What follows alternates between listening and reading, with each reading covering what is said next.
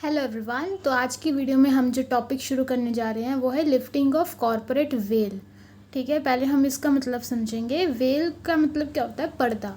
तो जब हम एक कॉरपोरेट का पर्दा उठा दें तो हमें पता चलता है कि कंपनी के पीछे लोग काम क्या कर रहे हैं, नाम कंपनी का लेके काम क्या कर रहे हैं, हमें वो पता चलता है इससे। ठीक है, जैसे कि पिक्चर्स में दिखाया, ये पिक्चर में दिखाया हुआ है कि एक लो के बंदे हैं और वो पर्दा उठा के देख रहे हैं पीछे कौन है। अब हम मीनिंग देखते हैं इसका क्या होता है।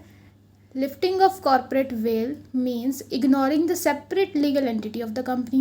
कंपनी के पास अपनी सेपरेट लीगल एंटिटी होती है जिसमें हम कहते हैं कंपनी अलग है, मेंबर्स अलग हैं। And looking behind the company to identify the real person who controls the company. That means कि कंपनी के नाम की आड़ में कौन क्या कर रहा है हमें वो जानना है। यानी कि कुछ ना कुछ ऐसी चीज़ हुई होगी जहाँ पे लोगों को लग रहा है नहीं यार उठाओ देखो पीछे कौन है। ठीक है, इसके बहुत सारे एग्जांपल्स हम कॉरपोरेट की दुनिया में देखते भी हैं। नाउ क्वेश्चन राइजेस, ये कितने टाइप का होता है? दो टाइप का होता है, स्टैट्यूटरी और जुडिशियल। स्टैट्यूटरी प्रोविजंस वो होते हैं जो हमें कंपनीज एक्ट के थ्रू, लॉ के थ्रू हमें दिए गए हैं। जुडिशियल जैसे कि हियरिंग हुई कोर्ट में किसी केस की, वहाँ से जज ने कोई ऑर्डर दिया, that is judicial pronouncement. Correct. अब हम स्टैट्यूटरी की हम इस वीडियो में बात करेंगे। Number 1 topic is reduction of membership. देखो, सपोज़ करो एक प्राइवेट कंपनी है। प्राइवेट कंपनी का मिनिमम हमें 2 मेंबर्स चाहिए होते हैं, पब्लिक कंपनी में 7 चाहिए होते हैं। अब वहाँ से मेंबरशिप कम होगी, यानी कि पब्लिक में 1 मेंबर रह गया, प्राइवेट में 6 मेंबर रह गए, तो रिडक्शन हुआ मेंबरशिप में। अब आपको वो क्राइटेरिया पूरा करना है जो आपको एक्ट में दिया हुआ है। अगर आप वो नहीं करते हो within 6 months, statutory provision लग जाएगा, कॉर्पोरेट विल लिफ्ट हो जाएगी। Second, misrepresentation in prospectus.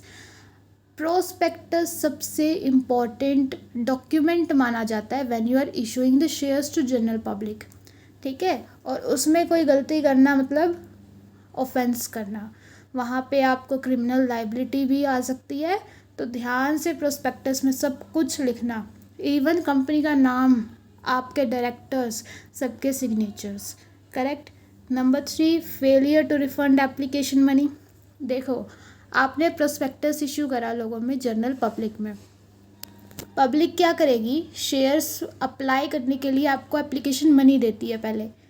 हर एक कंपनी एप्लीकेशन मनी लेती है।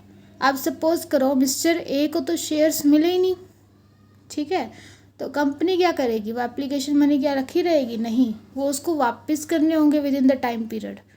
तो अगर वो application money with in the time period देने में असफल रह जाती है, उसके ऊपर क्या है? स्टैट्यूटरी प्रोविजंस लागू होंगे और कॉर्पोरेट विल उठेगी और लोग जो लाइबल हैं वहाँ पे उनसे कोर्ट में केस चलेंगे उनके ऊपर। ये हो गया हमारा पॉइंट नंबर 3।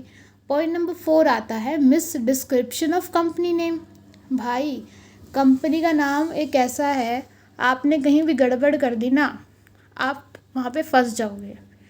ठीक है, सपोज़ करो एक डायरेक्टर है, उसने कोई भी डीलिंग करी, वहाँ पे कंपनी का नाम गलत दे दिया। ठीक है, मेरे हिसाब से तो मैंने रिलायंस के साथ डीलिंग करी, आगे किसी ने उस कंपनी का नाम ही गलत लिख दिया, तो उसमें क्या मेरी लायबिलिटी रहेगी? नहीं, जिसने ये कांड करा उसकी लायबिलिटी रहेगी। तो ये हो गया हमारा 4th पॉइंट। 5th पॉइंट आता है फ्रॉडुलेंट कंडक्ट। तो फ्रॉडुलेंट कंडक्ट में क्या होता है? कंपनी के नेम पे आप फ्रॉड कर रहे हो, नाम कंपनी का आ रहा है बट पीछे जो मैनेजमेंट है वो कर रही है, तो उसको भी पकड़ना पड़ेगा, तब लिफ्ट होगी corporate will. Next and last point is ultra vires act. यानी कि आप कंपनी के मेमोरेंडम ऑफ एसोसिएशन के बियॉन्ड जाके कोई एक्ट कर रहे हो, आप वो गलत काम कर रहे हो। मेमोरेंडम ऑफ एसोसिएशन में कहा हुआ है ये काम यहीं तक होगा, पर आप उससे बियॉन्ड जा रहे हो, आप डीलिंग्स कर रहे हो, तो आप वहाँ पे पर्सनली लाइबल रहोगे, क्योंकि कंपनी की वो लिमिट नहीं है। समझ रहे हो? एमओए में कंपनी की पावर्स, कंपनी के लिमिटेशंस होते हैं, उसके बियॉन्ड जा रहे हो, आप लाइबल हो।